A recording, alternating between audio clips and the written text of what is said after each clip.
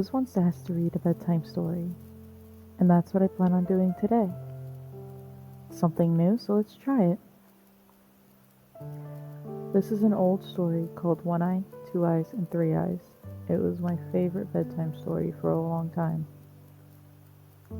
There was once a woman who had three daughters, the eldest of whom was called One Eye because she had only one eye in the middle of her forehead, and the second Two Eyes because she had two eyes like the other folks, and the youngest Three Eyes because she had three eyes.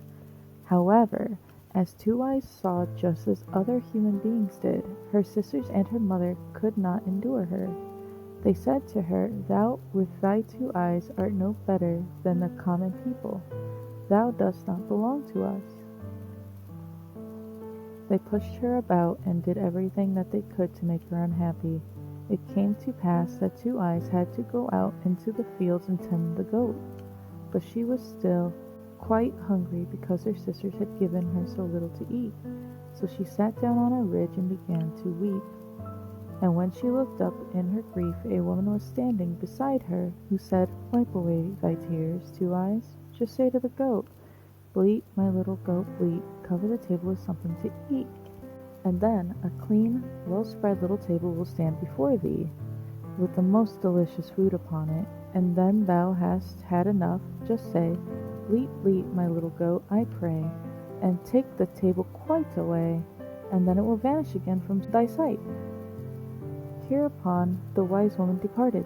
Two Eyes said, "Bleat, my little goat, bleat, cover the table with something to eat."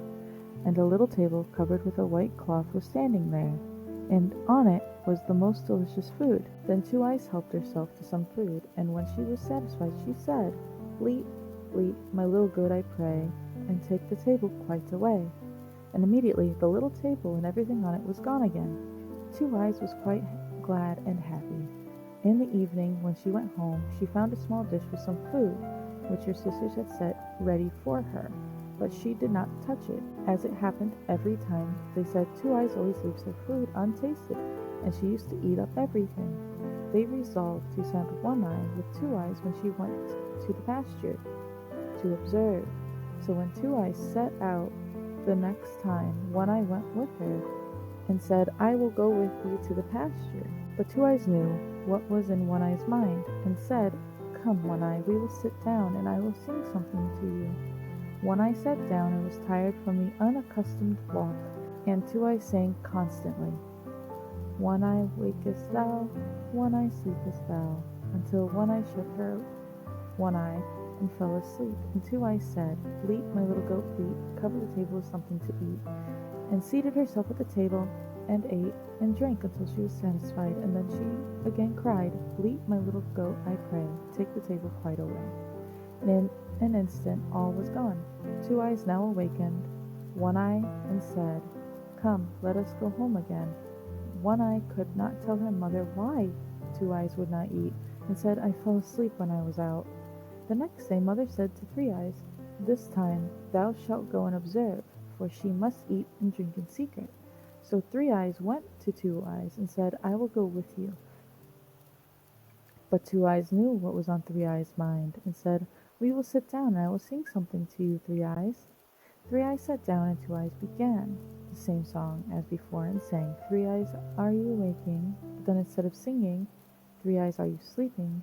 as she ought to have done, she thoughtlessly sang, "Three Eyes, are you sleeping?" And then two of the eyes which Three Eyes had shut and fell asleep, but the third did not sleep. And when Two Eyes thought that Three Eyes was fast asleep, she used her little charm, "Bleat, my little goat, bleat, cover the table with something to eat," and ate and drank as much as her heart desired, and then ordered the table to go away again, saying, "Bleat, bleat, my little goat, I pray, and take the table quite away." Three Eyes had seen everything. When they got home, Three Eyes told the mother. When she is out, she calls the little goat, and the table appears before her, covered in the best of food, and she eats all she wants. I watched everything closely. Then the envious mother fetched a knife and killed the goat. When Two Eyes saw that, she went out and wept bitter tears. Suddenly the wise woman once more stood by her side and said, "Two Eyes, why art thou weeping?" She answered, "The goat has been killed by my mother." The wise woman said, Two Eyes asked the sisters to give thee the heart of the slaughtered goat and bury it in the ground in front of the house. Two Eyes went home and said to her sisters, "Dear sisters, do give me the heart of my goat." Then they told her that she could have it. So Two Eyes buried the heart quietly in the evening. Next morning, when they all awoke, there stood a strangely magnificent tree with leaves of silver and fruit of gold, standing on the exact spot where she had buried the heart. Then the mother said to One Eye, "Climb up, my child, and gather some of the fruit for us." One Eye climbed up, but the branch escaped from her hands, and she could not pluck a single apple. Then said the mother, "Three Eyes, do you climb up?" Three Eyes was not more skillful, and the gold apples always escaped her. At length the mother climbed up herself, but could not get a hold of the fruit. Then Two Eyes climbed up, and the golden apples came into her hand of their own accord, so that she brought a whole apronful down with her. The mother took them away from her and treated her still more cruelly. It so befell that once, when they were all standing together by the tree, a young knight came up. He was a handsome lord who had stopped and admired the magnificent gold and silver tree, and said to the sisters, "To whom does this fine tree belong? Anyone who would bestow one branch of it onto me might in return for it ask whatever so he desired."